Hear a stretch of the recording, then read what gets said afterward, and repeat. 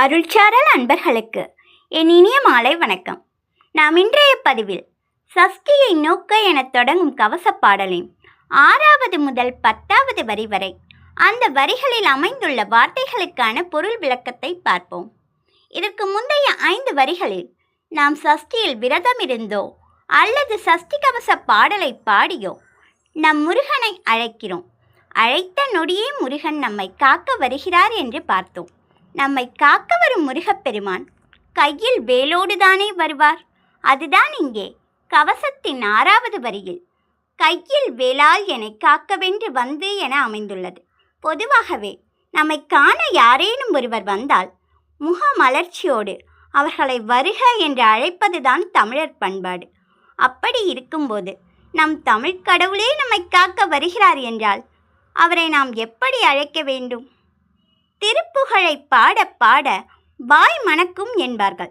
அதுபோல நம்மை காக்க வரும் கந்தனை வருக வருக என வாயார மனதார அழைக்கும்போது நம்முடைய உள்ளமும் உவகை கொள்ளும் அல்லவா?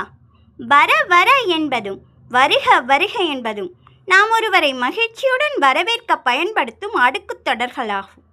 இந்த இனிமையான வரவேற்புதான் வரவர வேலாயுதனார் வருக என்று கவசத்தின் 7வது வரியாக அமைந்துள்ளது. இவ்வரியின் பொருள் யாதெனில், வேலை ஆயுதமாய் கொண்டுள்ள என் தெய்வமே வருக வருக. அடுத்ததாக கவசத்தின் 8வது வரி வருக வருக மயிலோன் வருக என அமைந்துள்ளது. இவ்வரியின் பொருள், பண்டைய காலத்தில் மன்னர் ஆட்சியில் மன்னன் அரசவைக்கு வரும்போது ராஜகம்பீர, ராஜமார்த்தாண்ட, ராஜ பராக்கிரம என்றெல்லாம் மன்னனை மக்கள் வாழ்த்தி வரவேற்றனர். அந்த ராஜனுக்கெல்லாம் ராஜனாகிய நம் கந்தக்கடவுள் நம்மை காக்க வருகையில் நாம் அவரை எப்படி போற்ற வேண்டும் என்பதுதான் கவசப் பாடலில் வரவர வேலாயுதனார் வருக எனத் தொடங்கி பின்வரும் வரிகளில் நம் முருகன் பல்வேறு பெயர்களால் வருக வருக என பல முறை அழைக்கப்படுகிறார். வருக வருக மயிலோன் வருக என்ற வரியில் மயிலோன் என்ற சொல் மயிலை வாகனமாக கொண்டுள்ள நம் முருகனை குறிக்கிறது. ஆடி வரும் மயில் மீது அமர்ந்து வரும் என் அழகு தெய்வமே நீ வர வேண்டும் என்று நாம் இவ்வரிக்கு பொருள் கொள்ளலாம்.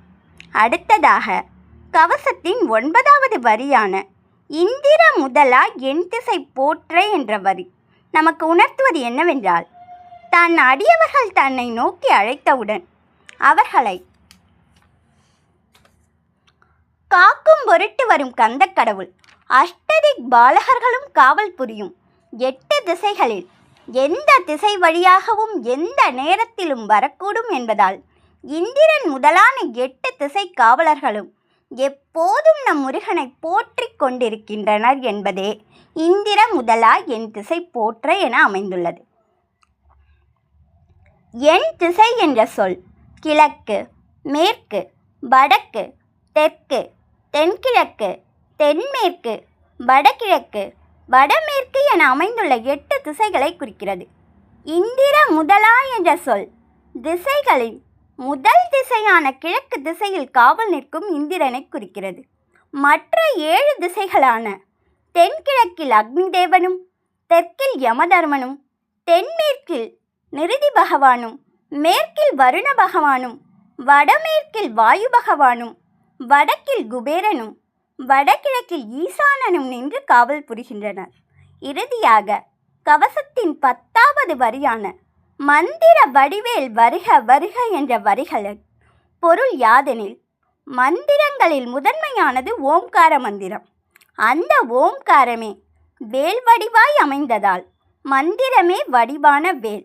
ஆதலால் இங்கே முருகனின் வேல் மந்திர வடிவேல் எனப்பட்டது. மேலும் முருக பக்தர்களின் வாழ்வில் பல வியக்கத்தக்க விந்தைகளை நிகழ்த்தக்கூடியது இந்த மந்திர வடிவேல். அது மட்டுமின்றி முருகனின் அடியவர்களுக்கு தீங்கு விளைவிக்கும் நோக்கோடு எவரேனும் மாயம், மந்திரம் போன்றவற்றை செயல்படுத்துவராயின் அவர்களுடைய குலத்தையே வேறறுக்கக்கூடியது முருகனின் மந்திர வடிவேல்.